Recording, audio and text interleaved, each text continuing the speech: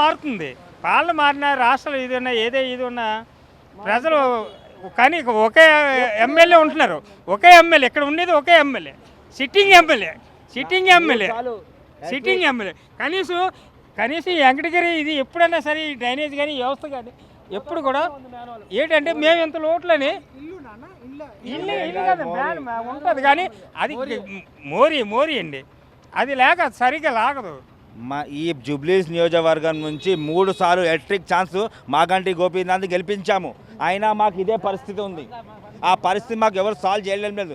Corporator కూడా ఏం solve చేయలేదు మాకు ఇప్పటివరకు. ఆ గుంత చూడండి, నెల రోజులైంది తవ్వి చేస్తామని చెప్పి ప్రొవైడ్ చేయలేదు.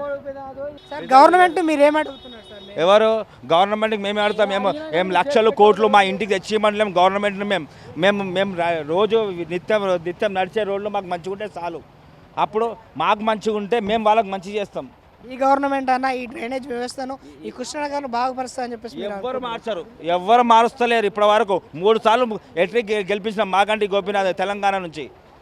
తెలంగాణ పిల్లల మంది తెలంగాణ ఓట్లు వేసి తెలంగాణ గెలిపిస్తే మాకు ఈ పరిస్థితి ఉంది. వర్షం నన్ను ఏం చేస్తుంది? నా బతుకుదెరువుకు ఇది ఒక లెక్క కాదు.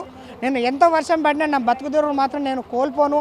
నేను ఏదో విధంగా నా పిల్లలను కాపాడుకోవాలి, నా వైఫ్కి నేను ఈరోజు తెచ్చిపెట్టాలి, నా బిడ్డలను బతికించుకోవాలని చెప్పేసి వర్షం పడుతున్నా కానీ లెక్క చేయకుండా ఒక వ్యక్తి సైకిల్ దొక్కుంటూ ఇంత పెద్ద మోకాల పైకి నీళ్ళు వచ్చినా కూడా పూలు అమ్ముకుంటున్నాడు. తనతో ఒకసారి మాట్లాడదాం. అన్న ఎక్కడ ఉంటారు? రహమత్ నగర్ మస్జిద్ గడ్డలో ఉంటాను నేను. ఎన్ని సంవత్సరాల నుంచి అమ్ముతున్నాను పూలు మీరు? నేను 30 సంవత్సరం నుంచి. 30 సంవత్సరాల నుంచి.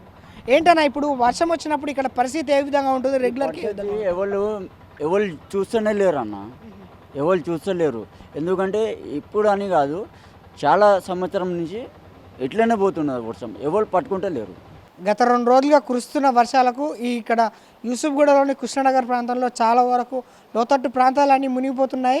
ఇక్కడ చాలా వరకు వాటర్ రావడం మనం చూస్తున్నాం. ఇక్కడ కొంతమంది పబ్లిక్ అయితే స్థానికంగా ఉన్నారు, వాళ్ళతో ఒకసారి మాట్లాడదాం. ప్రతి సంవత్సరం వర్షం వచ్చినప్పుడు ఇదే విధంగా ఉంటుంది. అసలు ఇక్కడ పరిస్థితి ఏ విధంగా ఉంటుంది, వర్షం వచ్చినప్పుడు వీళ్ళు పడే ఇబ్బందులు ఎలా ఉంటాయో ఒకసారి అడుగుదాం. అన్న నమస్తే. ఎక్కడ ఉంటారు మీరు? కృష్ణనగర్లో ఉంటాం. ఈ వాటర్ ప్రాబ్లం బాగా ఉంది. బయటికి వెళ్ళాలంటే ప్రాబ్లం బాగుంది. మామూలు వర్షం పడ్డా వరద మొత్తం పైనుంచి వస్తుంది.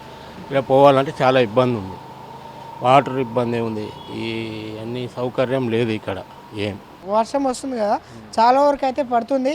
కొన్ని ప్రాంతాల్లో అసలు కొట్టుకొని పోతున్న పరిస్థితి మనం చూస్తున్నాం, న్యూస్లో చూసినా ఎక్కడ చూసినా.